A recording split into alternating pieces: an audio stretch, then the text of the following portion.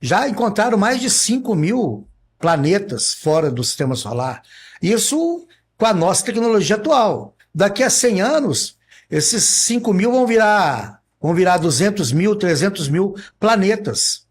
Mas, lógico, são planetas, não significa que possuam vida. Né? E agora, dentro do universo, são bilhões de planetas, bilhões, que dentro da equação de Frank Drake, né, ele faz lá uma equação no qual ele teoriza que pode existir no universo bilhões de civilizações que possam ter chegado no grau evolutivo que possa permitir viagens no universo, porém, até hoje, esses seres ou não chegaram até aqui, ou chegaram até aqui, mas não tiveram interesse de fazer um contato aberto. Entendeu? Sensacional. Tem uma pergunta aqui, ó, que ela vai de encontro muito a essa questão do lado conspiracionista, né? Que as pessoas têm, que é com relação à Área 51. O que a ufologia fala sobre a Área 51? O que tem sendo difundido dentro da ufologia sobre essa questão? Porque a Área 51, querendo ou não, é uma parte mais famosa hoje com relação a talvez estarem fazendo estudos com alienígenas lá dentro. A engenharia reversa, né? Engenharia reversa. Então, qual que é a visão da ufologia hoje sobre a Área 51? Bom, a visão da ufologia mundial é que a Área 51 ela abriga discos voadores, seres alienígenas e tudo isso. Só que a visão da revista Ordem Pesquisa e dos consultores da Ordem Pesquisa, tanto é que saíram 2 artigos na Ordem Pesquisa, um assinado pelo Sérgio Santana, que é o especialista em aviação, é autor de vários livros, e um artigo meu. Ele escreveu a primeira parte e a segunda parte, destrinchando o que realmente é a Área 51. A Área 51 ela foi criada logo após o fim da Segunda Guerra Mundial. Logo após, em 1945, por aí. Ela é um campo de testes, inicialmente para testes de bombas nucleares. Foram detonados ali na região da Área 51, porque ali não só a Área 51, ali tem várias unidades, né, militares ali, bases. Foram detonadas ali centenas e centenas de bombas nucleares, tanto de altitude como de subsolo. E na Área 51 foram desenvolvidos armamentos químicos e aeronaves furtivas, como o Blackbird, né? O U-2, que era um avião de espionagem, o Blackbird e o U-2 é um avião de espionagem, e o F-117, que também é um avião furtivo, mas que é um avião de ataque. Foi um avião que foi usado na guerra do Iraque. Em uma noite ele acabou com a guerra, esse F-117. Acho que sobrevoaram 6 aviões no Iraque, acabou com tudo. Os iraquianos nem viam onde estavam vindo as bombas, né?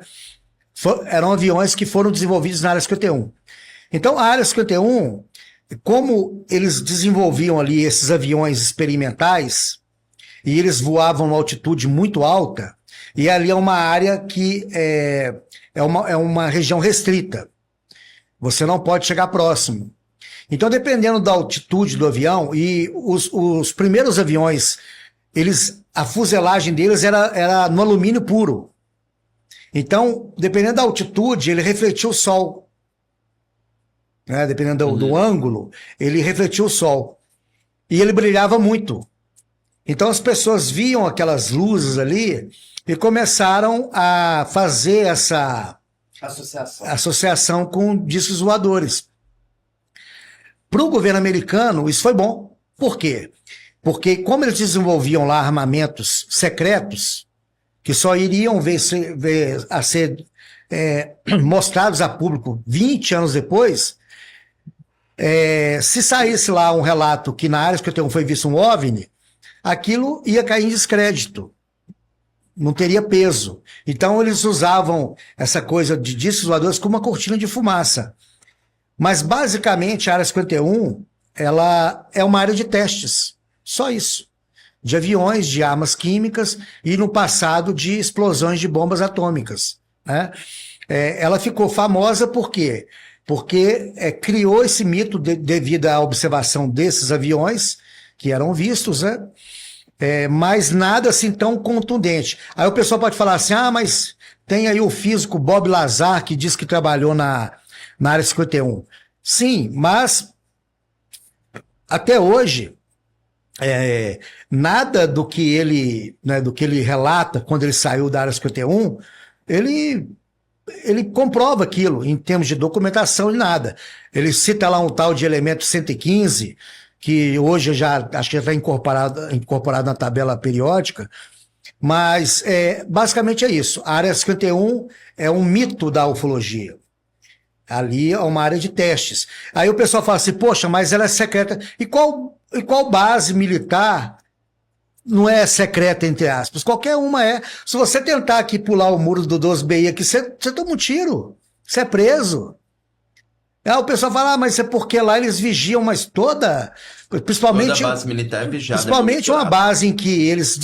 aviões como o Blackbird, que até então era o avião mais veloz do mundo. Atingia Mach 3 ali, 3 vezes a velocidade do som, que foi desenvolvido na área 51. Pra você ter ideia, uma história interessante da área 51, que quando eles estavam desenvolvendo os aviões, os satélites russos passavam. Eles sabiam a hora que o satélite russo passava, bem em cima da área 51. E eles passavam fotografando. E os satélites russos tinham câmeras de tipo infravermelho. Elas conseguiam captar calor. E naquela época o satélite passava, então ele tirava ali algumas fotos, e essas fotos iam lá para os QGs da Rússia, e os militares estudavam aquelas fotos. Aí o que os americanos fizeram? Eles sabiam a hora que passava o satélite russo, e eles foram lá e pintaram no chão uns desenhos dos aviões com tinta preta, os aviões mais loucos que você possa imaginar. Uhum. Eles pintavam lá qualquer tipo de avião com 4 asas, com não sei o quê, e aonde ficariam as turbinas do avião, eles colocavam tambores com gasolina pegando fogo. Vários tambores. Então, quando o satélite russo passava, ele fotografava aquilo. E aí os russos vinham e falavam assim, pô, mas que avião que é esse, né? Então eles tentavam ali, com os espiões, descobrir que avião que é aquele, mas aquele avião não existia. Mas mesmo assim, a Rússia conseguiu descobrir a existência de vários aviões que foram desenvolvidos na área 51. Então, assim, a ufologia não precisa de área 51, não precisa de caso Varginha, não precisa de nada disso. A ufologia ela se sustenta pelo acúmulo de casos bem documentados, que são casos que acontecem até hoje. Né? A casuística ufológica mundial ela é muito rica. Então, se hoje a gente falasse, olha, nada acontece na área 51, não vai mudar nada na ufologia. Caso Varginha, que é praticamente uma fraude, nada vai mudar na ufologia. Por que é uma fraude? O caso Varginha, o que acontece no caso Varginha? Descobriu-se que muitas testemunhas que eram pilares do caso Varginha mentiram. Deram depoimentos falsos. Né? Descobriu-se várias outras coisas dentro do caso Varginha que não condiziam com a verdade. Então, assim, o que o caso Varginha tem de evidência? Apenas o relato das 3 meninas que viram um ser ali no meio do mato, ali, né? A observação de um casal esqueci o nome do casal, Oralina e... Eu vou lembrar o nome do marido dela. Eles viram um objeto em formato de um submarino, tipo pegando fogo, né? Dias antes, uma semana antes do caso Varginha. Quer dizer, na cronologia do caso Varginha, Eurico e Oralina, acho que é isso mesmo, Eurico e Oralina. Segundo os pesquisadores, essa observação do Eurico e da Oralina foi na noite anterior do caso Varginha.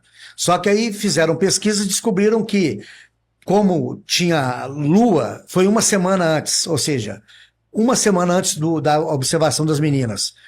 Então foi se desmontando muitas coisas ali do caso Varginha, que foram vendo que a coisa não era aquilo que foi publicado.